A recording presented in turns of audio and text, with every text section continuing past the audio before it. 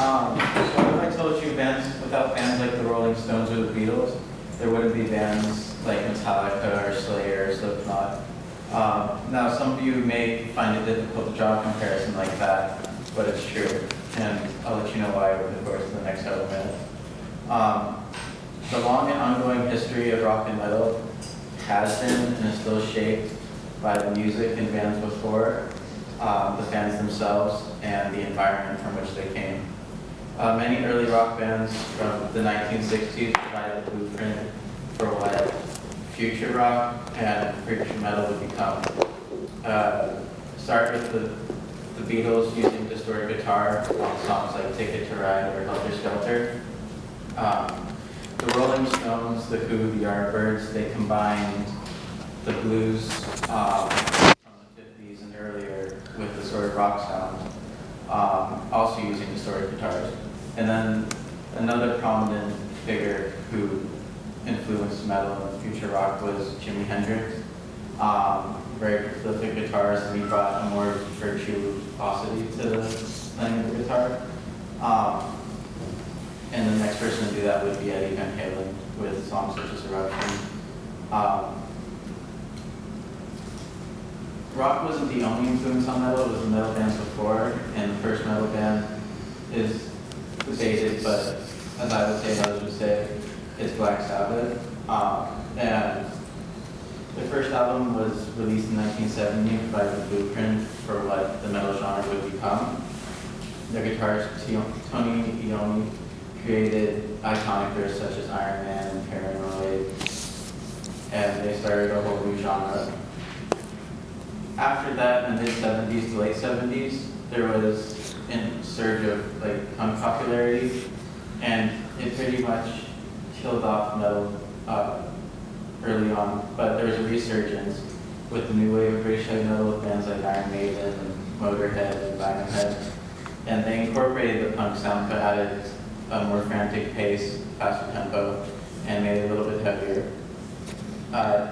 When it began to trickle across the U.S., when it finally reached the United States of America, it began to create other genres more splintered from that, like thrash metal, which was, the front runner of that was Metallica. I'm sure everyone's at least heard of Metallica.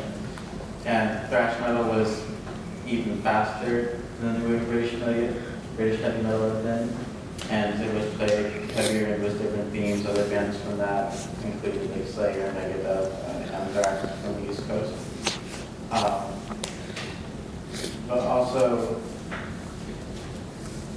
from that came other more extreme genres, and after, there's too many subgenres to mention, but the most recent one is the new wave of American heavy metal with bands like Lamb of God or Slipknot, bands like that. And it's very hard to categorize, but it's still ongoing.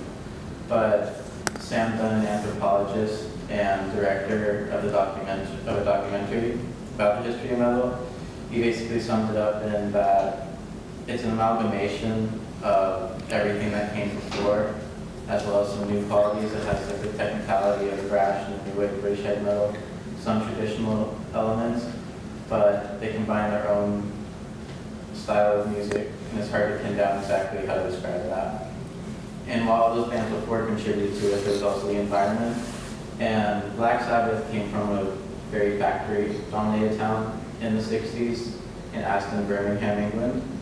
And indirectly influenced because Tony Iommi lost the tips of his middle and ring fingers at the last day of his job at a sheet metal factory.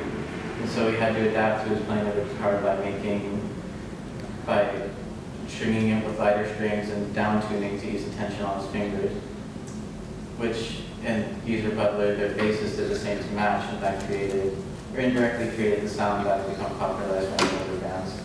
Another band that was a product of the environment, first Los Angeles and then San Francisco, was Metallica. And Los Angeles was dominated by hair and glam metal themes, so bands like Poison and Def Leppard. And that was very much pop music in metal form and was the antithesis to what Metallica was. And so they ended up moving to San Francisco, which then renewed confidence in the band and pushed them to be better as the next 4 albums they released would be indicative of. Many other bands that have been influenced by the environment, there's been a lot of them, but another one would be Slipknot. Whether you love them or hate them, they were heavily influenced by Iowa. And in that very same documentary, Corey Taylor, the vocalist, was interviewed. And he described the place where he grew up in Iowa, in Des Moines, as a very dark, sort of twisted place where there wasn't a whole lot to do and you sort of had to grow this whole other world in your head. And that created some strong personalities. And so while the environment creates Slipknot, those negative thoughts and dark periods of life that they had there, that translated into the music that it's okay to have those kind of thoughts and to go through these situations in life. It's normal, everyone goes through them. And their music provided an outlet to exercise those demons for both the band and the fans themselves. Which leads to the next point, that without fans, nothing else really matters in terms of that, because the fans make or break the band more so today than ever before. In Metallica's case, it was moving to San Francisco. It renewed their confidence that they didn't have in LA and made them one of the biggest bands on the planet, definitely one of the biggest metal bands, selling over 100 million albums worldwide. And before most of these people were musicians, they were fans themselves.